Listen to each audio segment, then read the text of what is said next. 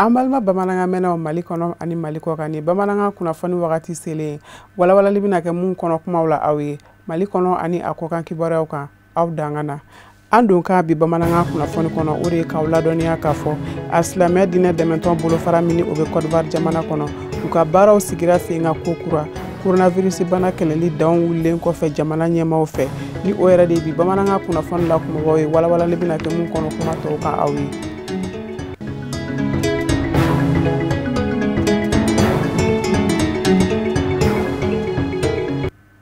aw bisimila bamananga kunnafoni sɔrɔlen kɛnɛ kan alkuranɛ kalan belebele bolodara alsilamɛya dinɛ dɛmɛtɔn ansaru fɛ ka bɛn kari tɛmɛnen nama Sherifila misiri kɔnɔ Bangoni Janganɛbugu la commune 1 kɔnɔ Bamakɔ an bɛ aw ladɔniya k'a fɔ ko kuranɛ kalan min don fɛn min kadara kɔnɔ o de ye Ashura laɲɛnamayali okumu ye walasa ka se ka kisi ani nɛɛma caman ɲini kiraba Muhamad kisi ani nɛɛma bɛ a ma ani a zuriyaw bɛɛ lajɛlen kɛrɛnkɛrɛnniyana Imam Hussein an ka janga ɲamadali kɛ o sɔrɔlen fɛ an bɛ Ala fo ka barikada ka waleɲuman dɔn alhamdulilahi rabbil alamin san o san Ashura la ni an karamɔgɔba Seyid Sherif Usman Madan Haidara n'a ye wajulu belebeleba kɛ sufɛ dugu mana jɛ kalandenw bɛ fara ɲɔgɔn kan misiriba in kɔnɔ ka fara ɲɔgɔn kan ka duwawuba kɛ ka ɲɛsin kira sallallahu alaihi wa sallam a n'a somɔgɔw bɛɛ lajɛlen ma ka d'a kan Ashura dugusajɛ u bɛ bɛn El Hussein alayhi salam ale ka seyidu suyali o la o b'a yira k'a fɔ kira somɔgɔ bɛɛ bɛ sanga de la kira somɔgɔ kanuna bɛɛ bɛ sanga de la u nɔfɛbagaw bɛɛ bɛ sanga de la ka na duwawu kalan kɛ Seyid Sherif Usman Madan Haidara ale yɛrɛ ye a n'a ka denbaya ye labanko ɲuman ani sankɔrɔta ani wasa ni kunnawolo caman k'o k'a ye ani a bɔnnaw bɛɛ lajɛlen ka tila ka taasibila kɛ ka ɲɛsin belebele ma Shahid Jalil n'o ye Hussein alayhi salam ka ɲɛsin o ma laada do ansaru bolo Ashura ni a sera ka na jira Ala la k'a fɔ dusumakasi min ye kira sɔrɔ n'a ka denbaya sɔrɔ k'a fɔ an faralen bɛ kɛ u ka dusukasi an'u ka tɔɔrɔ la dusukasi ni tɔɔrɔ min y'u sɔrɔ ni anw yɛrɛ tun bɛ yen an tun bɛ sa ka Hussein kumabɔ komi Ala m'a kɛ anw ɲɛna Ashura ni Ala y'o jira an kɛnɛma na an bɛ fara ɲɔgɔn kan dekun ni tɔɔrɔ min Ala kɛra ka denbaya sɔrɔ k'o fɔ ani an silamɛw ka kɛta ye mun ye Ashura bɛ nafa jumɛn ye anw ye k'o lakale silamɛw ye hakili la sɔrɔ an karamɔgɔ ye wajulu kɛ bi an filɛ o de ye kuranɛ kalan kɛnɛ kan Sirifila misiriba kɔnɔ yan ka na dugawu kɛ Imam Hussein ye ani a bɔnnaw ani somɔgɔ minnu binna ka fara kan ani kanuɲɔgɔn minnu binna ka fara kan ka dugawu kɛ olu ye ani hakaja u mɔden minnu bɛ an bolo n'olu kɛra anw dajuru minɛbaga ye ka tiɲɛ jira anw na ka anw bila ni sira ɲuman kan n'o ye Sherif Usman Madan Haidara ani a ka denbaya ye ka dugawu kɛ olu ye olu minnu jɔlen bɛ u nɔ na bi ka se ka tiɲɛ in dɛmɛ ka se ka tiɲɛ lase ka dugawu kɛ olu ye baara min n'u y'a ta u mɔkɛw nɔ na Ala bɛ se k'u fanga se a la cogo min na ka don ni juguw ni tɔɔrɔ bɛɛ lajɛlen cɛ ani kanuɲɔgɔn minnu fana farala olu kan k'u dɛmɛ ka diinɛ dɛmɛ u ni n'u ka nafolo la ka dugawu kɛ olu yɛrɛ fana ye kisiko ɲuman na ani tanga ɲuman na ani layidu min n'an y'a ta o dafaliko ɲuman na. Osazi ne bɔra Burkina Faso ni an ka président national Surakata Salamantɔ ka yamaruya ye ka na jamana bɛɛ lajɛlen représenter an karamɔgɔ fɛ Ashura ni Ala sɔnna an ka président international fana ma yan sɔrɔ n'o ye Adama Sako di Sanogo ale fana ma kɛnɛ sɔrɔ an bɛ olu bɛɛ lajɛlen représenter nin kɛnɛ in kan yan. Alhamdulilayi an bɛ Ala fo k'Ala barikada Ashura o kɛra kunu n'Ala sɔnna kuranɛ kalan o fana bɛ sen na nin ye an karamɔgɔ ka baara ye san caman a bɛ Ashura kɛ a bɛ kuranɛ kalan kɔni wagati bɛɛ lajɛlen ye wagati min wagati la an bɛ an karamɔgɔ fo ka dugawu k'a ye sijan ani kɛnɛ ani lafiya ani labanko ɲuman Ala k'o di karamɔgɔ n'a ka denbaya bɛɛ lajɛlen ma a bɛ wajibiya bɛɛ lajɛlen kan ka dugawu kɛ karamɔgɔ ye sabu karamɔgɔ bɛ ni kuranɛ kalan in labɛn k'a kɛ sanga ni wagati bɛɛ lajɛlen ka dugawu kɛ jamana bɛɛ ye ka dugawu kɛ farafinna bɛɛ ye ka dugawu kɛ diɲɛ bɛɛ ye ka dugawu kɛ silamɛya bɛɛ ye a bɛ wajibiya silamɛw bɛɛ lajɛlen kan ka dugawu kɛ an karamɔgɔ n'a ka denbaya ye sabu a ye ŋaniya ɲuman ta ni silamɛw ye Ashura komi an y'a fɔ cogo min o ye an karamɔgɔ mɔcɛ Alimami Hussein ale ka fatuli kɛla ka bɛn Ashura de ma Ashura ye donba ye ko baw kɛra la nka kira mɔden n'o Imam Hussein ye o fatura ka bɛn a ma donc o dusumakasi o bi an kan ka na an karamɔgɔ fɛ ka na yira la k'a fɔ an bɛ n'a ye an dusukun bɛ n'a ye ka mɔcɛ ka foli kɛ a la ka dugawu kɛ a n'a ka denbaya ye tɔɔrɔ min ni janfa min y'o mɔcɛ sɔrɔ Ala k'ale n'a ka denbaya kisi o ma. an da sera ma bakuruba kunnafoniw kɔnɔ k'a fɔ fɛɛrɛ minnu ni olu tun sigira sen kan walasa ka se ka dankari coronavirus bana carinni na Côte d'Ivoire jamana kɔnɔ Côte d'Ivoire jamana ɲɛmaaw fɛ o fɛɛrɛ ninnu wililen kɔfɛ alisilamɛya dɛmɛtɔ diinɛ Ansar bolofara min ni u bɛ Côte d'Ivoire jamana kɔnɔ u ka baaraw sigira sen kan ni sigi balalen bolodalen u k'a ma ko convention extraordinaire walasa ka se ka taa ɲɛfɔli kɛ kalo laban 9 tɛmɛnen baara kɛlenw kan a kɛra Ansaru ka siège la Abobo dɔgɔkun tɛmɛnen Jakarija Danbele ka wulikajɔ sera kan saba min na Musa Fɔnba a bɛna dɔ ɲɛfɔ an ye o kan. Silamaya dɛmɛtɔ Ansar bolofara min bɛ Kɔnɔwari jamana kɔnɔ u ka sigi balalen convention extraordinaire a baaraw daminɛna ni résidence chérifienne lajɛli de ye o min bɛ ka jɔ Kogodi sigida kɔnɔ k'i min bɛ wele ko Cité Sir. Tɔndenw nana baara fɔlɔ min kɛla o le ka bɛɛ ta ka taa n'a ye karamɔgɔ ka résidence la ka taa visiter parce que olu le ye wari bɔbagaw ye donc n'i bɛ wari bɔ ka don fɛn na f'i ye taa filɛ a bɛ avancé la a bɛ se cogo da a bɛ yɔrɔ jumɛn a bɛ courage d'u la o tuma k'i ka wari bɔ ka baara kɛ vraiment an bɛɛ lajɛlen nisɔndiyala bi an bɛɛ lajɛlen fari furuna bi an ka lon nataw la vraiment a nisɔndiya bɛna bonya. Silamaya dɛmɛtɔ Ansaru minnu bɔra Kɔnɔwari fa bɛɛ lajɛlen fɛ ka ɲɔgɔn sɔrɔ convention in kɛnɛ kan u sɔrɔla k'u kunda Silamaya dɛmɛtɔ Ansaru jabala kan n'o bɛ Abobo o kɛnɛ senfɛ Silamaya dɛmɛtɔ Ansar bolofara min bɛ Kɔnɔwarikaw fɛ a ɲɛmayaso y'i da don baarakɛlenw na kalo 9 labanw kɔnɔ baara jɔra ka dan yɔrɔw minnu na ka sabu kɛ coronavirus bana ko ye ani baaraw minnu bolo dan bɛ tɔ ye k'i da don bɛɛ lajɛlen la tɔnden tɔw ye. Alhamdulillah an bɛ Ala fo ka barikada puisque convention kun jɔla ka sabula kɛ bana min bɛ jamana wɛrɛ kɔnɔ sisan bɛɛ bɛ min kalama n'o ye coronavirus ye donc ka taa depuis san daminɛ fo ka na se sisan ma an ka baaraw kun jɔla mais an b'an ka bureau national mɔgɔw fo ko barikada o sera ka groupe min créer réseaux sociaux kan n'o ye WhatsApp ye ka to ka communiquer n'o ka sigidaw ye n'o ye fédération ani section ye ka to k'o mobiliser toujours o bɛ se ka baara kɛ cogoya min na tɔn yɛrɛ sira kan la an kana ɲina an ka baaraw kɔ donc an b'o fo la ko barikada an yɛrɛ ka preuve dɔ sɔrɔ bi sɔgɔmada in na an nana convention kɛnɛ kan alhamdulilayi jama bɔla yɔrɔ bɛɛ ka na ka yira bureau la toujours o bɛ baara min na kɔrɔta b'a la donc ko barikada o ka baaraw la. An bɛna convention na tuma bɛɛ lajɛlen nafaba de b'a la bon an musolakaw an bɛ se ka nafa mun sɔrɔ a la a nafaw ka bon quoi mais ɲinata comme banako kɛla sababu ye mais an ma ɲina an ka tagabagaw kɔ minnu bɔla an cɛ ma n'o ye an ka président Mun Fane a n'a ɲɔgɔnna caman an bɛ dugawu k'o ye Ala ka hinɛ o la Ala k'u dayɔrɔ suma o y'an kɔn kiti min na Ala ka nɔgɔya an bɛ ka jɛ min ma Ala ka bɛɛ nɔgɔya. Kɛnɛ in senfɛ bonyamasigi ni tasibila kɛra ka ɲɛsin maaw ma dabama ka wele sera minnu ma tɔ kɔnɔ kɛrɛnkɛrɛnnen ɲɛna président Fani Mumuni tɔndenw sɔrɔla k'a jira k'a fɔ u nisɔndiyalen don ni silamɛya dɛmɛtɔ Ansar ka baara kɛlenba dɔ ye o ye kalansow minnu jɔ mɛn a fɛ Kɔnɔwari fan caman fɛ n'i ye kalanso ninnu da ka jamana ɲɛmaaw ka jate bɔlen lajɛ CP sɔrɔli kun ka CP ye kalanden minnu bɛ kalanso 6nan kɔnɔ ni olu kan ka taa 7nan na ni Kɔnɔwari jamana kɔnɔ olu bɛ 7e année wele ko 6e san 2020 CP jamana ɲɛmaaw ye a jira k'a fɔ maa minnu ye CP sɔrɔ silamɛya dɛmɛtɔ Ansar kalandenw na 100 sarala 99 gwari 57 o kɔrɔ ye perekunni de y'a jɛ 100% na o b'a jira k'a fɔ kalan bɛ ka kɛ a kalanso jɔlenw kɔnɔ. Kalanso 200 o ni kɔ o le b'an bolo. O kalanso ni Ansar ka kalanso ye ani an karamɔgɔlakaw ka kalanso. Alors dès que Chérifla ka baara ɲɛsin bɛ ka se ka an ka kalanso k'u ladon gouvernement ka sira fɛ kalan bɛ kɛ gouvernement ka bolo kan o fana ka kalan an ka kalanso la ka fara diinɛ kalan kan. O kɔ tɛmɛnen kɔfɛ an bɛ an ka kalanso kitabu dilan ka di an ka kalanso ma kitabu 81 ɲinɛ karamɔgɔ y'o de dilan ka di an ka kalanso ma ni dès que Chérifla ka cɛsiriw ye. Donc o ka foli lase Ansar bɛɛ ma ka foli lase an karamɔgɔ ma en particulier et puis ka dugawu kɛ fana degun min bɛ Côte d'Ivoire ni Mali kan ni waati in kɔnɔna na degun in ka se ka wuli. An bɛ dugawu kɛ an ka sababu ɲuman ye a seydi Sherif Ousmane Madani Haidara ale le ye an nujuru minabaga ye ka an bila diinɛ sira tilenni kan voilà baara min yɛrɛ ni an b'a la min ye Ansar ka baaraw ye a sufɛ n'a tile fɛ a bɛɛ ye karamɔgɔ ka ladilikanw ye min ye an bilasira ka an kɛ diinɛ dɛmɛbagaw ye o la an b'a Ala le tando ala min sɔnna ka an tugu karamɔgɔ kɔ o kɔfɛ an balakaw fana nana ka bɔ sigidaw la ka na u y'a programme yira déléguéw la alhamdulilayi wasa sɔrɔla bɛɛ lajɛlen kɔnɔna na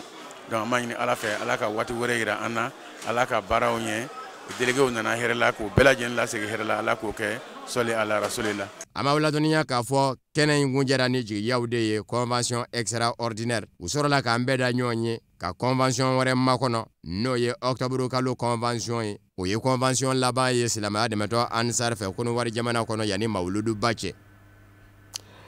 Kunjan dugu tɛbɛnnen kɔfɛ Somagefor ka taamadenw u y'u kunda sɔn fara kan ni o bɛ Bafulabe fɛ Kayi mara kɔnɔna na cogo min na yirisun 100 min ni o turuliko kun fara sɔn fara ekɔlisoba kuru kɔnɔna ani a laminiw bɛɛ lajɛlen na ni ka taa o baaraw sigi sen kan an bɛ aw ladɔnniya k'a fɔ ko lajɛrɛ in ɲɛmaya tun bɛ Bamafele sous-préfet de bolo Sherifula Jabaraniso tɔgɔ la Amadu Jalo de tun bɛ a n'a ka jatara Ibrahim Kulubali an ka janga ɲamadali ka olu ka sɔrɔlenw fɛ.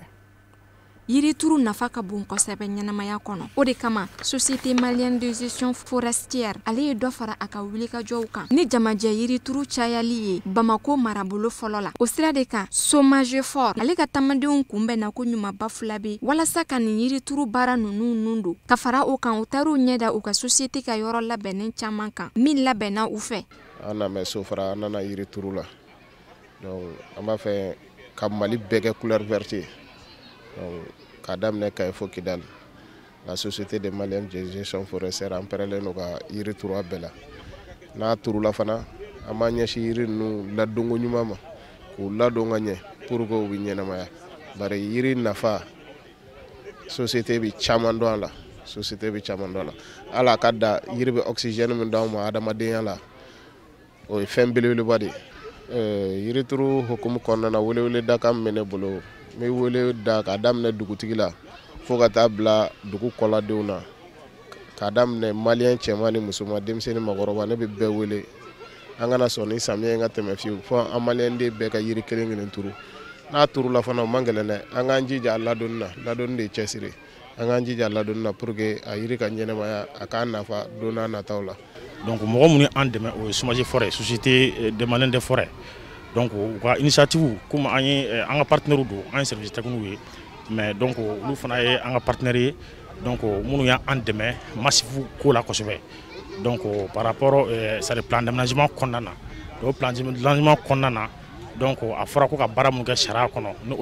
o sariya bɛ eaux forêts kɔnɔ donc an olu kɔni bɛɛ respectera. Ni yirituru baara min bolodalen filɛ nin a kɔlɔsiliw bɛɛ lajɛlen bɛna kɛ CGS fɛ o ni Jeune Chambre Internationale ka baara ɲɔgɔnya kadara kɔnɔ o JCI min sigilen don Manantali ka da kan u y'u kan di dugu ɲɛmɔgɔw bɛɛ lajɛlen ɲɛkɔrɔ ka fɔ u bɛ n'u janto nin yiriturulen ninnu na walasa u bɛ se ka matarafa ka ɲɛ don n'a nataw la. Donc an bɛ yirituru min na cikan de fana don ka ɲɛsin bɛɛ lajɛlen ma a tɛ ko bɛɛ ka yirituru o b'a la mais an k'an janto fana yiri minnu turulen don an ka kɛlɛ kana se o ma kosɛbɛ sabula ja bɛ ka na et puis o tɛ ko ye bi na diɲɛ kɔnɔ k'a dogolen don ala ko tiɲɛ ka daminɛ préfecture la sous préfecture la mairie autorité hali chef de village bɛɛ lajɛlen cɛsirilen don commune in ka ko la. Yirituru hukumu kɔnɔla la welele kan mɛn bɛ ne fɛ k'a ɲini sɔnfanakaw fɛ bi jama tɛ dɛ an bɛna yiri entretien kɛ mɛn na f'an ka janto o de la n'i ye sɛnɛ kɛ n'i ye tegeli kɛ n'i ma a kɔrɔsiyɛn siman tɛ ɲa dɛ o ye yiri nafa dɔ ye yiri min turula yan sisan an bɛɛ sewalen dɔn sɔnfanakaw bɛɛ sewale mais sɔnfanakaw ka timinadiya ka yiri tɔpɔtɔ. Ni hakilina in fɔra kosɛbɛ Bamafele dugu ɲɛmɔgɔw fɛ fɛn min ye a sous-préfet yɛrɛ ye ale ye welewele kan kɛ ka ɲɛsin duguden bɛɛ lajɛlen ma ka ɲɛsin yiri turuli ma ka fara yiri matarafali kan. An bɛ société de gestion malienne des forêts fo le fait que u sera an fɛ yan bi ka n'u ka activité 2020 de reboisement lancé o ye koba de ye an ka commune kɔnɔna na parce que ni yiri b'a la ka tigɛ ka se degré min na ni yiri ma turu an ka denmisɛnw tɛna fɛn sɔrɔ an kɔ dɛ donc société responsable de y'o faamuya u wulila k'u jɔ k'u bɛna an dɛmɛ an kungo la mais o dɛmɛni fana na il faut que an fana k'an jija u nana dɛmɛ min ta ka las'anw ma an kana bɔ o jigi kɔrɔ o ye ka yiri ninnu tɔpɔtɔ ka yiri ninnu entretien kɛ pour que u bɛ se ka kɛ yiribaw ye pour que nɔrɔbila bɛ se ka kɛ. Ka aw ladɔnniya k'a fɔ nin baara ninnu bɛɛ lajɛlen kun cɛra ni jamalajɛ yiri turu ye o min senfɛ yiri 100 bɔɲɔgɔn kɔ o turula cakɛda la min n'a bɛ fɔ a ma établissement public de Sofara ka fara lamini kan. Mali jamana yiri baaralaw ka jɛkuluba ni a dɛmɛbaga jɛkulu ye baara dɔw nun don Mali jamana fan caman kɔnɔ. An bɛ aw ladɔnniya k'a fɔ ko o baara in bɛ don fɛn min kadara kɔnɔ o de ye Mali jamana ɲɛmaaw ka baara boloda ye yirituru nasiraw fɛ ni o ye campagne nationale de reboisement ye. Baara in tako fɔlɔ seriyara Ali Amidou Bari ni Seydou Ɲare de fɛ Sherifula Jabaraniso tɔgɔ la. An ka jɛ an ka ɲamadali kɛ o sɔrɔlenw fɛ. Kungo tɔnɔbɔbaw ka jɛrɛjɛkulu n'o ye Fédération nationale des exploitants forestiers du Mali ye a n'a bolofara mun bɛ n'o ye Union nationale des exploitants et producteurs forestiers ye o ka ni tile damadɔ taama a bɛ don kadara mun kɔnɔ o de ye campagne nationale de reboisement ye n'o bɛ jirituru ko fɔ. Ala min sɔnna ka se ka tila ka sɔn k'an bɛɛ lajɛlen fara ɲɔgɔn kan ka na ni yirituru kɛnɛ kan. Dugutigi ko ni sera ko n ka foli kɛ jamakulu tɔgɔ la cɛ fara muso kan maa maa y'i sen bɔ a kɔnɔkɔrɔ ka se yan ko nali diyara ye. Kɛrɛnkɛrɛnnenya yiriko in yɛrɛ diyara ye ka tɛmɛ a bɛɛ lajɛlen kan parce que yiriko in mana fɔ cogo a fɔ ko diɲɛ dugutigi ka yiriforo ale bi ale tɛ k'ale tɔgɔ bɔ cogo foyi t'a la kɛrɛnkɛrɛnnenya maa min kun kan ka na ale ka ci lase n'o y'a yɛrɛ dɔgɔkɛ Bakari monsieur le maire ko a y'o ci o taara Bamakɔ de kama a ye ne bila ka na n'o tɛ ne ka kɛnɛ tɛ nka ni Bakari tɛ yen diyagoya dɔ de bɛ kuma kuma jamujan dan fɛn nin ko la an bɛ foli kɛ naba bɛɛ lajɛlen la yirituru ko k'a diyara n ye k'a bɛn a ma ka se k'a diya n ye yiri Ala k'a taa ɲɛ Ala k'a kɛ barika ye Ala k'a k'an ka baara dolen ye Ala k'an mɛn a la. Ɲɛnamaya tɛ se ka taa cogo si kan ni yiri tɛ donc n'i ye mɔgɔ min dɛmɛ ni yiri ye i y'a dɛmɛ ni fɛnba ye i y'a dɛmɛ ni si ye i y'a dɛmɛ ni kɛnɛya ye i ye ja kɛlɛ ka bɔ a ka mara fana kɔnɔ donc o kama an b'i u fo dunan minnu bɔra yɔrɔ o yɔrɔ ka se an ma ka na an dɛmɛ ni jiri in turuli la an nisɔn ka di bi kosɛbɛ kosɛbɛ an nisɔn ka di donc an b'u fo k'u waleɲuman dɔn k'a f'u ye ko yɛrɛɲɛci kɛ comme ɲuman k'a ni foli ka kan donc o kama an b'u fo ka tila ka segin k'u fo. A baaraw nun donna Fanakanw fɛ togoda mun bɛ n'o bɛ wele ko Diɲɛ dugukolo hectare 1 o de taara yen ni ka giriyaji kɛ k'a yɔrɔ kori ka sɔrɔ ka yiri sifa caman turu a kan. Bi kɔni ne ɲagalini b'a de yiritigɛla o ka ni idée sɔrɔ u mɛnna yiritigɛ la olu yɛrɛ y'a jateminɛ an tun b'a f'u ye ni ko tɛ laban an k'an tɛgɛ di ɲɔgɔn ma walasa an ka yiri turu n'o tɛ Ala ka fɛn dili o bɛ ɲini ka nɔgɔya fo an ka jɔ an ka jɔyɔrɔ la ni exploitant ninnu ye nin waleya sɔrɔ donc jola auto forêt bɛɛ tɔgɔ la. Fédération nationale des exploitants forestiers du Mali o ka ni wuli ka jɔ a bɛ ja kɛlɛli ko fɔ ka bɔ Mali jamana kɔnɔ ni ka jamana ɲɛmɔgɔw ka hakilina kɔkɔrɔma don n'an k'o ma ko campagne nationale de reboisement n'o laɲini tɛ dɔwɛrɛ ye ka nɛɛma nati sigida maaw ye. Commune maire ani diɲɛ dugutigi an b'a f'u ɲɛna jiri in filɛ nin a ma turu anw kama a turula olu de kama olu de kan k'u hakili to a la k'a bɛrɛbɛrɛ an kɔni y'a baara kɛbagaw ye mais minnu bɛ se k'u hakili to a la kosɛbɛ o y'anw ye parce que a n'anw ka jan olu a de b'olu kɛrɛfɛ yan nɔ olu de ka don tɔgɔ tɔgɔ bɛ yen n'anw y'o sɔrɔ a la olu ka tɔgɔ ka bon n'anw ta ye. Hakilina jigila an b'aw ladɔnniya k'a fɔ ko baara mun kɛra Fanakanw fɛ o baara kelen de kɛra Joyila hectare 1 ka giriyaji kɛ k'a kori ni ka jiri turu a kan jaw tali o de kɛra ka baara kunfɔlɔw kun cɛ. Hali bi ani Mali jamana yiribaralaw ka jɛkuluba bɛ ɲɔgɔn bolo min ni u y'u kunda Segu mara ka araba tile 1 kɔnɔna na utukalo tile 26 min senfɛ u taar'u ɲɛda baara kelenw kan ka taa se Segu mara kungolabaaralaw ka jɛkuluba ɲɛmaayasoba ma. Hali bi Ali Amidou Bari ni a n'a ka jatala Seydou Ɲare an ka jɛ an ka ɲamadali kɛ u ka sɔrɔlenw fɛ. O bɔlen kɔ fana Fédération nationale des exploitants forestiers du Mali ma ɲɛmaaw o y'u kunda Segu kan ka se ka bɛn selifana tile ma. O ye ba tigɛ ni kana bisimila minɛ k'a la n'o bɛ Digani dugu commune rurale fɛ yen fana hectare 4 o de taara fédération lasigidenw fɛ ni ka jiri ba 400 n'a kunkanfɛn turu yen nɔ. N'azɔra ka na tukɔnɔna wɛrɛ wɛrɛ ka jiri damadɔni bila o kɔnɔna na aw ne mɔgɔw nana ka u sigi o jiri in kan dɔw natɔw la dɔw b'u sigi a suma na dɔw natɔw la dɔw mago ɲɛ fɛn bɛ se ka sɔrɔ a la dɔw natɔw la a bi jiko nɔgɔya an ka jamana kan a b'an kisi tile tɔɔrɔ ma tile ka jenini tɔɔrɔ ma jamana in bɛ yɔrɔ min na bi vraiment an ka sabali foyi de tɛ ni jiri tɛ bi kɔngɔ tigi de anw ye le foresi la u ni ye kɔngɔ kɔlɔsibaaw de ye. O kɛlen kɔ ka baarakɛlaw seereya fɛn min ye kungo tɔnɔbɔbaaw ka jɛrɛjɛkulu ye o y'u ka nisɔndiyakanw fɔ nin kɛnɛ kan. Anw ye yiri baarakɛlaw de ye bon wajibi de don n'i ye yiri baarakɛla ye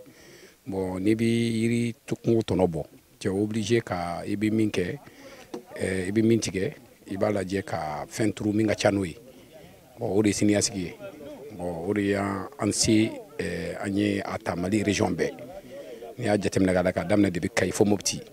bon an ye yiri turu nin bɛɛ lajɛlen na. Union ani fédération ɲɛmayaso ka nin wulikajɔ a tanuna kosɛbɛ k'ala dugutigilakaw a n'a mairilakaw fɛ. Dugutigi n'a ka conseil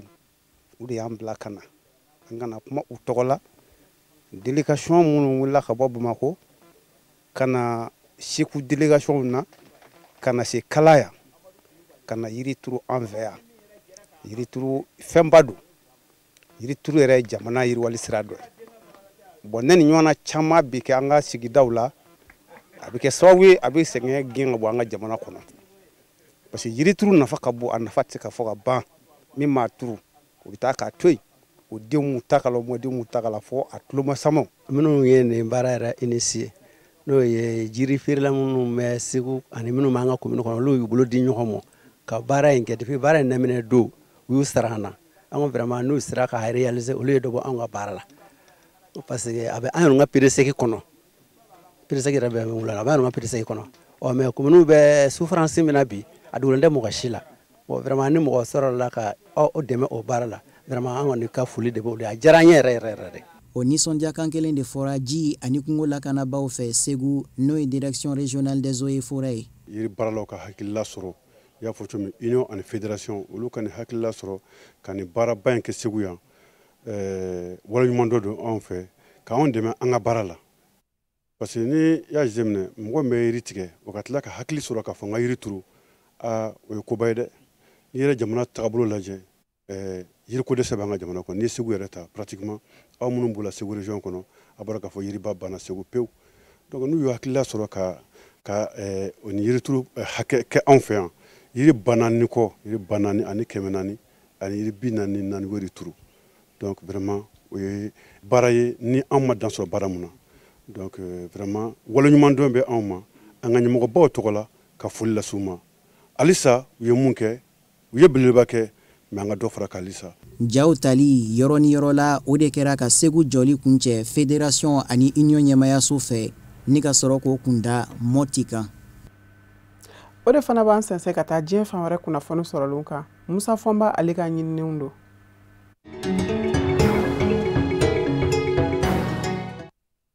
Kɔnɔwari jamana kɔnɔ kalata labɛnni jɛkulu commission électorale indépendante CEI ntɛnɛn uti kalo tile 31 de bɛ kɛ kumaw da ye kuma min di bɛ mɔɔw ma minnu y'a kanu k'u kanbɔ jamana ɲɛmaaya ɲinini na caman kɛmɛ k'i kanbɔ dɔw fɛnɛ bɛ yen olu kɛlen ka na ni u ka gafew ye dɔ kun y'a jɛ a ɲini bɛ olu fɛnɛ fɛ nin ntɛnɛn in de fɛnɛ ka kɛ o gafe dafa nadon ye maa 30 ani maa 6 ɲɔgɔnna de kɛmɛ k'i kanbɔ jamana ɲɛmaaya nɔfɛ Konowari olu la dankɔrɔba Alassane Ouattara bɛ o la jamana ɲɛma dankɔrɔba filanan Henri Konan Bédié fangasinamatɔ ɲɛma wɛrɛ fɛnɛ bɛ yen Pascal Afingesa nka minnu ma dɔn kosɛbɛ o caman fɛnɛ bɛrɔ u yɛrɛ b'a fɛ k'u gɛrɛsɛgɛ sitilɛ dankɔrɔba filaw minnu bɛ yen ni olu kɔni jɔ bɛ da n'u ma se ka don ntɛnɛn uti kalo tile 31 in caman kɛmɛ ka jira k'a fɔ olu fɛnɛ bɛ taa ni u ka jamana ɲɛmaaya ɲinini gafe jamana ɲɛmaakɔrɔ Laurent Kudu Gbagbo sɔgɔmada yanfa in fɛ kunnafoniw y'a jira k'a fɔ ale kun kan ka se n'a ka jamana ɲɛmaaya ɲinini gafe ye CEI la maa filanan Guillaume Kigbafori Soro wulatile yanfa fɛ k'o fɛnɛ kun kan ka taa ni a ta ye nka maa filaw a jiramɛ k'a fɔ u cogoya yɛrɛ tɛ kalata sɛbɛnba kɔnɔ ka sabu kɛ kɛbuw nɔfɛ u ni sariya bɛ ɲɔgɔn na jamana kɔnɔ ni tɔgɔ tɛ kalata sɛbɛn sanfɛ k'e tɛ se ka kalata maa ye bɛɛ o b'a jira k'a fɔ maa yɛrɛ fɛnɛ tɛ se ka kalata e ye nka u ka labasabaw y'a jira k'a fɔ bingɛn b'u ka jamana sariya fɛ de o kumana ko hali bi olu kɔni bɛ ko in se ka se fɔ a da la u bɛ taa ni u ka jamana ɲɛmaaya ɲinini gafe caman sigi bɛ a ka fɔ kalata labɛnni jɛkulu commission électorale indépendante CEI bi ban u ka gafew la. Libi jamana ɲɛma min lakodɔn bɛ diɲɛ seleke naani tɔnba Nations Unies fɛ Fayez El Sarraj sibiri a ye maa kura ta k'o kɛ minisiri ye minisiri min ɲɛsin bɛ surasiya mɔ ka maa filanan fɛnɛ kɛ surasiya yɛrɛ ɲɛmaaba ye chef d'état-major des armées. Fayez El Sarraj a ye colonel Salah Eddine El Namrouche surasiya minisiriso kalifar'o la. Mohamed Ali El Haddad ale ka jala kɛra generali ye ni ka laban ka surasiya ɲɛmaya kalifa a la. Nin jɔyɔrɔ minnu sɔrɔlen filɛ nin ye maa filaw fɛ a bɛ ka kɛ kuma min ni wulikajɔ caya bɛ Libi faaba la Tripoli Fayez El Sarraj ka gouvernement nɔfɛ. Salah Eddine El Namrouche minisiri kura in minisiriso in kɔnɔ minisiri danga kun don nka kalo 14 minnu kɛra Tripoli nɔfɛ kɛlɛ la Marshal Khalifa Haftar ni Fayez El Sarraj ka kɛlɛcɛw cɛ a jɔyɔrɔ bonyana o wulikajɔw la ka Marshal Khalifa Haftar ba bali. Maa min kɛra surasiya ɲɛmaaba ye sani o ye Mohamed Ali El Haddad ye. Libi cɛmancɛ yanfa surasiya ɲɛmaya kun bɛ ale de bolo Misrata Dindo. Misrata ni Libi faaba Tripoli cɛ ye kilomɛtiri 200 ye. Wa maa bɛ se k'a fɔ Fayez El Sarraj yɛrɛ a ka kɛlɛkɛla fanba bɔra o kɔnɔ in de la. Jean-Marie Michel Mokoko Congo Brazzaville jamana kɔnɔ fanga sinamatɔ ɲɛma don a bɛ deli ka kɛ Congo Brazzaville surasiya yɛrɛ ɲɛmaaba ye. Generali Douachi bɛ san 70 ani san 3 la. A datugu bɛ kaso la ka sababu kɛ ko a kuma fɛ ka jamana ɲɛma Denis Sassou Nguesso ka kafo jaso. Juillet kalo tile 30 a sera ka bɔ Congo Brazzaville jamana da fɛ ni ka taa furakɛli la Turki jamana kɔnɔ ka sababu kɛ kunnafoniw kun nana n'a ye k'a fɔ a sɛbɛkɔrɔ degun bɛ kaso kɔnɔ. Lapasabaw ye wulikajɔw caya hadamadenya hakɛ lapasabaw ye wulikajɔw caya manya min kɔ jamana ɲɛmaw ye diɲɛ di a ka bɔ. Kalo kelen kɛlen kɔfɛ Turki jamana kɔnɔ furakɛli la uti kalo tile 30 dimanche General Jean-Marie Michel Mokoko seginna ka don faaba la Brazzaville panguru dɔ la. Caman kɛmɛ k'a yira k'a fɔ a yele bi n'a fɔ maa min sɛbɛkɔrɔ fisa y'an bɛɛ. A kun bɛ yɔrɔ fɛnɛ na k'a fɔ kasoden don a bɛ taa mangoromɔ kari ka taa n'a ye kaso la surasiw ka kunbɛn o fɛnɛ ma kɛ. Mobili dagabana dɔ de taara a kunbɛn ka sini a ye surasiya labita ninzo la a bɛ taa ka bana fiɲɛ bɔ ye. A ka labasabaw ye a jira k'a fɔ a ye cogo kɔni na a mago bɛ hali bi muɲukumanyaka dɔw la ka sababu kɛ pasaw kan ka doge k'olu tile min bɛ se k'a to taamaw ni kurukaseriw bi nɔgɔya mɔ. O kumana k'a bɛ sɔn ka kumanin kɛ surasiya labita ninzo la nka dɔw y'a yira k'a fɔ n'a bɔra ye taa bi kɛ n'a ye kasobonba la ka sababu kɛ kasoden don. Nka hadamadenya hakɛ labasajakulu min bɛ Congo Kinshasakaw fɛ yen o ɲɛma Trésor Nzila y'a yira k'a fɔ a ma ja olu kɔni na ko in sen ka se a da la a ka hakɛw bɛ se ka jɔ a ye cogo min ka sababu kɛ olu yɛrɛw ka ye la a minɛn bɛ de kwa ni jamana ɲɛma Denis Sassou Nguesso hakilinaw fɔ mɛ ɲɔgɔn kɔ. Rwanda jamana kɔnɔ kuma mina bɛɛ fa bɛ a 12 la génocide rwandais san 1994 kumaw dunanjigiso dɔ kun bɛ ko Hôtel des Mille Collines a tigi Paul Rusesabagina waritigi bakundo Hutuw ka fanga kɔnɔ yani Hutu fanga ka bin bɛɛ fa ban kuma kana ni filaw ka fanga ye n'o ye Tutsiw ye Paul Kagamew ale de minɛna bi ka jira faamaw la kiriso la k'a fɔ a nɔ minɛnen don k'a ye mamurutilen jɛkulu dɔ kɔrɔ don wa ale de kun y'o nafolo bɔbaa ye nka maa in yɛrɛ ni o ye Paul Rusesabagina ye dunanjigiso caman kun bɛ a bolo Rwanda Hutuw ka fanga kɔnɔ nka dunanjigiso min bɛ wele ko Hôtel des Mille Collines o jɔra mɔgɔw hakili fɛ mun na k'a sababu kɛ kuma min na bɛɛ fa bɛɛ senna filaw Tutsiw ni dugulenw Hutuw cɛ yani Hutuw ka fanga ka bin filaw kana fanga na faali kun bɛ ka kɛ fan fila bɛɛ fɛ ni maa in de ɲana maa caman mɔ dugulenw n'o ye Hutuw ye minnu bɛ fanga na ani filaw minnu bɛ k'u ka fanga bin cogo ɲini n'o ye Tutsiw ye Paul Kagamew ka siya nin bɛ maa dɔ dogora a fɛ dunanjigiso Hôtel des Mille Collines kɔnɔ k'u ni kisi o de y'a to maa minnu ye filimu bɔlaw ye diɲɛ ɲɛfɛ kɛrɛnkɛrɛnnen ɲɛna Amerikikaw fɛ yen filimu bɔyɔrɔba min bɛ yen olu ye filimu dɔ bɔ a kan a filimu welela ko Hôtel Rwanda ja in ye sangaba sɔrɔ nka o yɛrɛ kuma fɛnɛ kɔnɔ Hôtel des Mille Collines tigi n'o ye Paul Rusesabagina ye a kɛra Paul Kagame ka fanga sina ye a y'a ka fanga ɲini dɔ sigi min welela ko PDR k'a to tunga fɛ Paul Rusesabagina a jakilen dɔ k'a fɔ mamurutilen jɛkulu dɔw bɛ yen ale de y'u sigi senga wa ale de kun y'u nafolo bɔbaa ye nka a y'o kɔrɔfɔ nkalontigiya Paul Kagame nane a jira k'a fɔ a bɛ mandan sabanan kɛ sa maɲi n'o ye Paul Rusesabagina ye ka fara fanga sinamatɔn wɛrɛw kan minnu bɛ tunga fɛ olu bɛɛ lajɛlen jɛna k'a ye k'a fɔ ni fanga yɛrɛ de ma dajira Paul Kagame la a kɛtɔ tɛ ka fanga bila Rwanda o kumana san 2018 juillet kalo la dunanjigiso batigi a filɛ ka mamurutilen jɛkulu dɔ sigi senga min bɛ se ka Paul Kagame ka fanga jaso o welela ko mouvement politico-militaire MRCD a bolofara min bɛ yen ni o bɛ politiki kuma kɛ sa ale yɛrɛ y'o ɲɛma danga ye ko FLN Paul Kagame ye minnu ka fanga tiɲɛ n'o ye Hutuw ye u ni minnu kun bɛ ka ɲɔgɔn fa mamurulenjakulu maa fanba ye olu de wa u ye tiɲɛni caaman kɛ Rwanda jamana kɔnɔ u y'a yɛrɛ fana k'a fɔ olu de nɔ don o kɛra juin ni décembre kalo cɛ san 2018 Rwanda woroduguyanfan fɛ nka maaw bɛ k'u yɛrɛ ɲininka de ma in sera ka minɛ k'a di Rwanda mɔ cogo min ale min kun dɔn kun bɛ ni Belgique ni Amérique ni ɲɔgɔn cɛ taamaw de ye nka lakana tigilamaw ye a jira k'a fɔ cakɛɲɔgɔnya min bɛ Rwanda jamana ni jamana wɛrɛw ni ɲɔgɔn cɛ k'o de sera ka ma in lasɔrɔli nɔgɔya Rwanda jamana faamaw fɛ. Pangurun fɔlɔ wulila Yahudiya jamana Bani Israɛla k'i kunda Arabu jamana Émirats Arabes Unis k'a ka bɛn ni ntɛnɛn uti kalo tile 31 ye o b'a jira k'a fɔ fɔɲɔgɔnkɔ bi ba jamana filaw ni ɲɔgɔn cɛ Arabu jamanaw minnu fara bɛ ɲɔgɔn kan ka Yahudiya jamana Bani Israɛla kɛlɛ Émirats Arabes Unis kɛlɛ filɛ k'i tigɛ ka bɔ olu la. Panguru wulila Bani Israɛla duguba la Tel Aviv sɔgɔmada yanfan in fɛ a bi cun Abu Dhabi Émirats Arabes Unis faaba la a kɔnɔmaw ye Bani Israɛlakaw ni Amerikikaw de ye ka sabu kɛ Amerikikaw de ka wulikajɔ kɛra sababu ye ka fɔɲɔgɔnkɔba Yahudiya jamana Bani Israɛla ni Arabu jamana Émirats Arabes Unis cɛ o kumana Donald Trump yɛrɛ burankɛ ni o ye Jared Kushner ye ale bɛ pankuru kɔnɔ Ameriki jamana dajuru bɛ ale bolo pankuru kɔnɔ ka fara Bani Israɛlakaw kasa u bi taa cun Abu Dhabi o kumana Arabu jamanaw minnu sɛgɛnna ka jɛ don ni Yahudiya jamana Bani Israɛla cɛ fɔlɔ min y'a kɛ o kɛra san 1979 o ye Misira jamana ye Egypte Arabu jamana filanan kɛra Jordanie ye o kɛra san 1994 wa Bani Israɛlakaw yɛrɛ bɛ k'u disi gosi k'u ni Émirats Arabes Unis kɔni ka jɛ segini ɲɔgɔn mɔ ko bɔgɔbɔ dabadala don ka sabu kɛ o n'a ɲɔgɔnna gɛlɛya ma deli ka ye u ni ɲɔgɔn cɛ yɛrɛ hali n'o y'a sɔrɔla a fɔ n bɛ da la k'i b'a ye k'a fɔ kɛwale la tɔ ka jɛkun don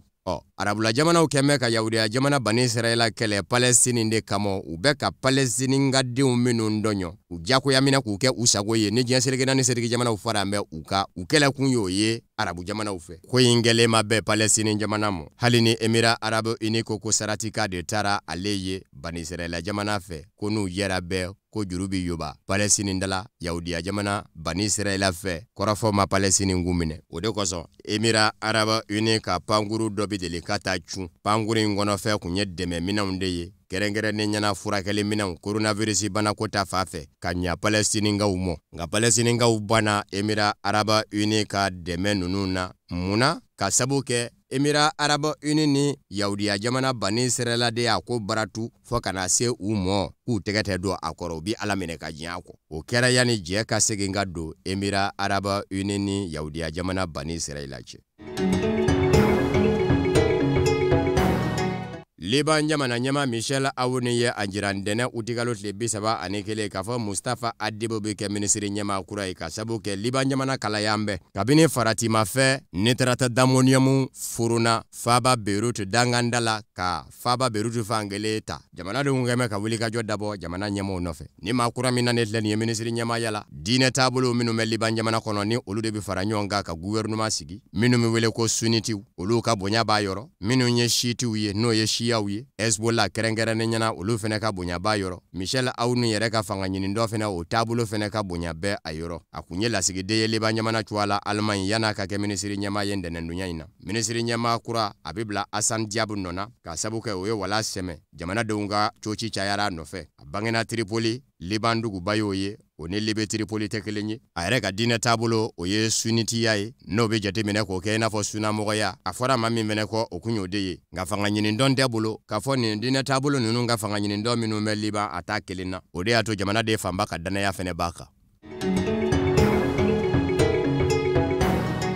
Ameriki jamana kɔnɔ Donald Trump bilama a kɛmɛ ka kankuraden bɔ n'a ma ɲa k'a fɔ Ameriki jamana kalayan bɛɛ maa wolo jɛmaw ɲɛ tinɛ kɛmɛ maa wolo fimaw ye nisɔngoyataamaw bɛ ka kɛ ka ɲɛsin fanga mɔ ko maa wolo fimaw ka hakɛw ka jɔ u ye a tɛ se ka kɛ i n'a fɔ farafinden bɛ jɔnya la bilen Ameriki dugukolo kan o n'a ta bɛɛ fɛn tɛ ka bɔ maa wolo jɛmaw ka faali la farafinw du la kɛrɛnkɛrɛnnen ɲɛna lakana tigilamɔgɔw min kɛra kɔsa in na ni kunkanɲɛ 7 wulila la farafinden n'o ye nisɔngoyataama boloda fan caman fɛ Ameriki jamana kɔnɔ Donald Trump ye tile 5 de kɛ yan'a k'i da se a ko mɔ b'a jira k'a fɔ a ma kala don a ɲɛna ka bɛn n'a ko ye a yɛrɛ bilama kɛmɛ k'a jira sa k'a fɔ fɔ ale k'i jɔ a jɔyɔrɔ de la soroba ɲami tɛ se ka kɛ Ameriki jamana kɔnɔ tiɲɛ bɛ to sariya de t'a la o kumana ko don nataw la ale yɛrɛ bɛna se kɔnɔ la ko in kɛra kɔnɔ min na ko bawo k'ale ka ye la sigida ɲɛma minnu bɛ kɔnɔ in na u tɛ k'u jɔ u jɔyɔrɔ la cɛni bɛ ka kɛ u ɲɛbosolen ɲɛna u tɛ ka foyi kɛ k'a bali Portland ani Kenosha nisɔngoya taama ninnu bɛ senna yen de a y'o mɛriw jaki n'o ye sigida ɲɛmaw ye olu kɛlen k'o kɔrɔfɔ mɛn olu y'a yira k'a fɔ Donald Trump ala kana fɔ k'a bɛ na u ka kɔnɔ na k'a sabu kɛ minnu ni minnu bɛ ɲɔgɔn na bi nisɔngoya taamanaw la fan filaw de don farafin minnu y'a yira k'a fɔ farafinden fara a ma bɛn u mɔ olu ni Donald Trump kanubaw de fɛnɛ bɛ ka masaranga sɔ kɛ ta la bawo Donald Trump kanubaw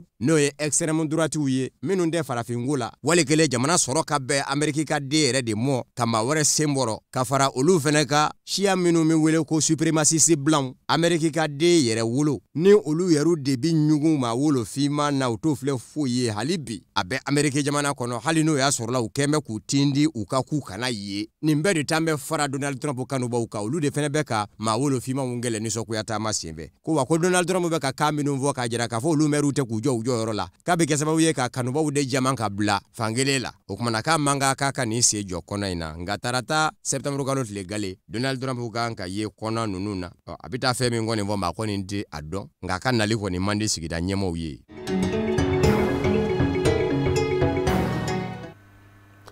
farikolo ɲɛnajɛ bina kun kan senantolanci kibaruyaw nasiraw fɛ Mamutu Ture a sigili senantolanci ɲɛmayaso kunna Mali jamana kɔnɔ FEMA Foot a san kelen dafara baara bolodalen ka taa se gɛlɛya minnu ni olu sɔrɔla ka taa se baara minnu ni olu sera ka kɛ san kelen wuli ka jɔw kɔnɔna na Yusuf Kulubali a bɛna dɔ ɲɛfɔ an ye o kan.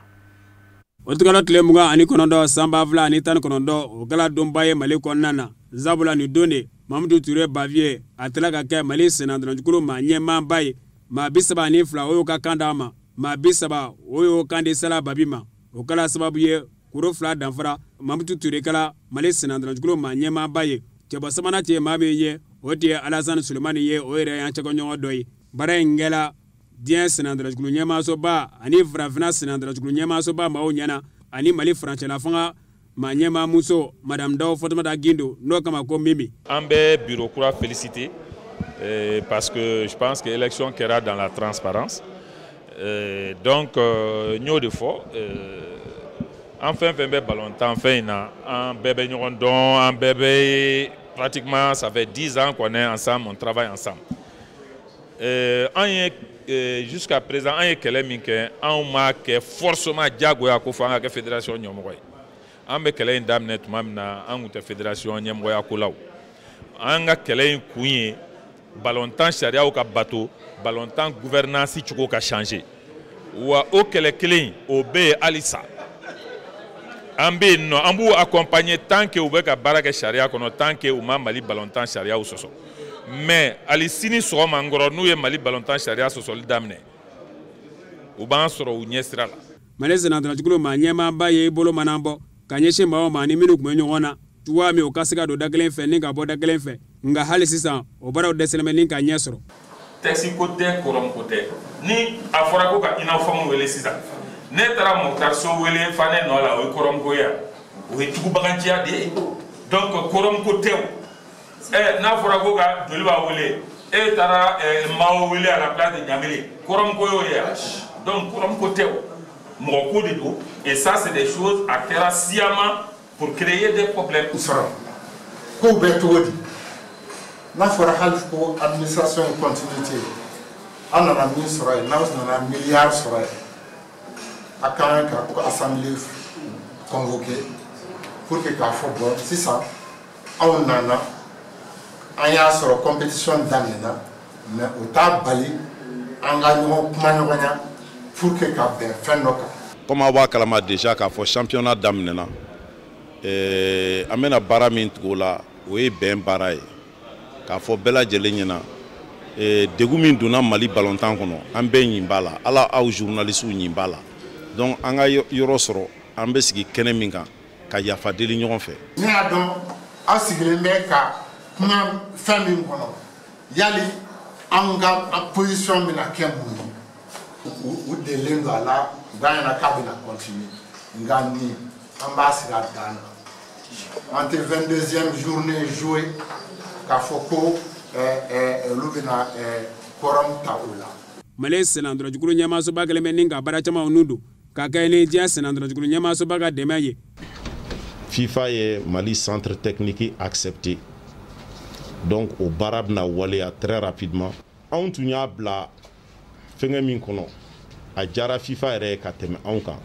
parce que u ko an ma Mali balontan anw yɛrɛ minnu y'a ɲɛmɔgɔw ye olu bolo hali bi anw yɛrɛ t'a dɔn se min bɛ Mali balontan ye parce que FIFA ɲɛmɔgɔw ka kuma na farafinna balontan ɲɛ saba Mali kan ka y'o kɔnɔ. Donc programme dɔ tun bɛ FIFA kɔnɔ Rasi fédération président yɛrɛ Mali dossier ta parce que an bɛ na don min na an y'a sɔrɔ farafinna fédération min b'a an ɲɛ o tun ye 17 19 donc anw de tun y'a 19 ye technicien min kan ka na a tɔgɔ ye Malik Boulegen donc o recrutera FIFA yɛrɛ fɛ FIFA b'a sara. Ni b'a da k'a fɔ donba de bɛ Mali sennadolanci ɲɛtaa ye nka a tɛ ɲɛ fiyewu fo an bɛɛ lajɛlen ka jɛ ni ka don da kelen fɛ ka bɔ da kelen fɛ walasa Mali sennadolanci ka se ka basigi sɔrɔ ni ka ɲɛtaga banba. Ni bɛɛ lajɛlen bɛ saya nɛnɛ waati surunya ni a jɛnya Aja Nakure Keita a ye an dabama ka wele jaabi ka bɛn sibiri ma utukalo tile 29 ni ale tun ye AMCC musow ka ɲɛmaaba ye. AMCC ye jɛkulu ye min ni a nunjuru bɛ Sheikh Mohamed Makiba de bolo ni ale ye Mali silamɛ denmisɛnw ka tɔn Ijuma o ɲɛmaaba ye. An bɛ aw ladɔnniya k'a fɔ ko janaja ninnu bɛɛ kɛra ka bɛn kari de ma utukalo tile 30 ni a dayɔrɔ laban bɛnna Lafiyabugu kaburudon de ma. A kɛra k'a si to san 70 ni a ye den 4 to a kɔfɛ. An ka jɛ an ka sɔrɔlenw ɲamada. An bɛɛ lajɛlen ye Allahu Ta'ala ta ye wa an bɛɛ lajɛlen bɛ segin ka taa ale Allahu Ta'ala kelen de ma. An ka musokɔrɔba Haja Nakure Keita ni a dɔnnen don ni maana ye Ala y'a ka kalifa minɛ a la a kɛra sibiri don utukalo tile 29 san 2020 a kɛra Lafiyabugu. A ka janazaw o baaraw bɛɛ lajɛlen kɛra ka bɛn karidon ma utukalo tile 30 san 2020. Musokɔrɔba in an b'a dɔn ka ca san 30 ye ani usasbaw ye ko ninnu daminɛ ɲɔgɔn fɛ an b'a ɲɛmɔgɔ ko bila fo ka se bi ma mɔgɔ bɛ kɛnɛ in kan yan mɔgɔ nana sira min kan bɛɛ y'a dɔn ni Ala ko de ye muso in ka Ala ko a jɛlen bɛ se ka nɔgɔ foyi t'a la an kɔni siriya n'a ka silamɛya an siriya n'a ka mumuniya ye vraiment anw yɛrɛ tɔɔrɔlen b'a ko la bi fo ka s'a dan ni Ala ka jarabi ka s'an ma mais jagoya an ka kun dugawu min b'an bolo ka ɲɛsin jama bɛɛ lajɛlen ma k'a fɛ bɛɛ lajɛlen an ka jɛ ka dugawu kɛ musokɔrɔba ye ka ɲini Alahu Taala fɛ Ala ka hinɛ a la Ala ka yafa a ma Ala ka lahara fisaya a ma Ala ka don aridinɛ la bɛɛ ka min de ye Ala ka hinɛ ni alijinɛ b'an bolo an b'a don a kɔnɔ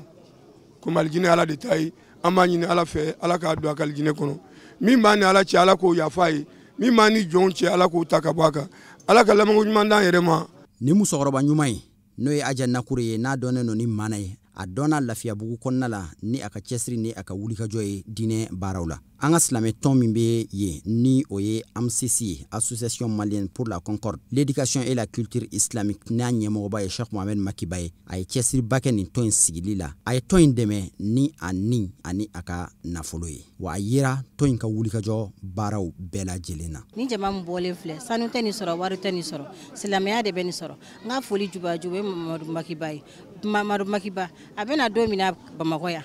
ani ne ba de jɛra a ye ne ba a ba bɛ ban don min na a ba y'a bolo ta k'a di ne ba ma ko mana i den filɛ n'a sara n'a balola balo ye a Maki y'o sira tagama fo ka taa ne bɔgɔ kɛ ne ba tulo kɔnɔ don min na fo ka taa ne ba se a ka don laban ma don min na Maki ma ne ba janfa aba ne bɛ dugawu de kɛ halisa Ala ka sijan ni kɛnɛya di Maki ma Ala ka hinɛ an ka banbagatɔw la Ala ka yafa k'u ye Maki n'a jɛɲɔgɔn bɛɛ a n'a ka tɔndenw centre Nafisa musow n b'u bɛɛ fɔ n b'u waleɲuman dɔn. An ka nin musokɔrɔba in a ye kuranɛ kalan k'a jigin ka tila ka tijaniya wirdu minɛ an karamɔgɔ Sheikh Mohamed Makiba bolo a ma d'aw ma a yɛrɛ ye kalanbulon sigi a ka du kɔnɔ maa min bɛ kalan n'a ka kalanbulon kɔnɔ bi a bɛ dɔ bɛ a ma 60 sanfɛ a yɛrɛ ye maaw la kalan kuranɛ la fo k'u lajigin kuranɛ la. Dɔkun kelen dɔrɔn ba de don ni n ko n bɛ don détail la o ye ko wɛrɛ de ye Nakure ye ne ba de ye jɔyɔrɔ baya jɔyɔrɔ de la n ka diinɛ baara parcours n y'a daminɛ don min muso fɔlɔ minnu jɔra n kɛrɛfɛ ka n dɛmɛ na ale b'o la k'a to la fo bi n jatigi don ne kuma ale de ka so kɔnɔ luwanse la ne ye luwanse daminɛ ale de ka du kɔnɔ n ye luwanse sara kalo 1 fo ka muso furu o de y'a to ne bɔra du kɔnɔ hali n bɔra du kɔnɔ n bɛ somɔgɔw n'a y'o to bolo donc o ye fitinin ye n bɛ se ka min fɔ a ye kuranɛ kalan ne bolo k'a jigin a mɔgɔkɔrɔbalama a ye kuranɛ kalan k'a jigin ka tɔɔrɔ i ka tijanɛ minɛ ne bolo bi ale yɛrɛ ka kalanbulon bɛ se maa 60 ma kalandenw b'ale yɛrɛ fana bolo mun ye kuranɛ kalan k'a jigin a ka du kɔnɔ ka mawuludu sigi a ka du kɔnɔ ala yɛrɛ ka du ye nɔɔrɔ de bi dugawu min bɛ ne bolo dɔrɔn bɛ ala deli min bɛ dusukun na ka ɲɛsin a ma ala k'o minɛ n bɛna min fɔ da la o tɛ min bɛ dusukun na ala k'a minɛ o ma a fana y'a minɛ n'a dusukun de ala ka hinɛ ala ka yafa ma. Aja Nakure Keita a dayɔrɔ laban bɛnna Lafiyabugu kaburudon ma. A fatura k'a si to san 70 la a ye den 4 to a kɔ mɔdenw caman ani kanuɲɔgɔnw caman. Aja Nakure ala k'i dayɔrɔ sumaya. Amina yarabi an bɛ jɛ ka dugawu kɛ sa fɛn min ye badabada dali ye ala k'u nɔgɔya musokɔrɔba ye ani alisilamɛ ɲuman tɔw bɛɛ lajɛlen o de fana bɛ dansigi bi bamanankan kunnafoni sɔrɔlen na minnu labɛnna kunnafoni di so ɲɛmayaso fɛ ka bɛn ni kuma ye aw ni ce a ka ɲamadaliw la a k'an bɛn waati wɛrɛ nata.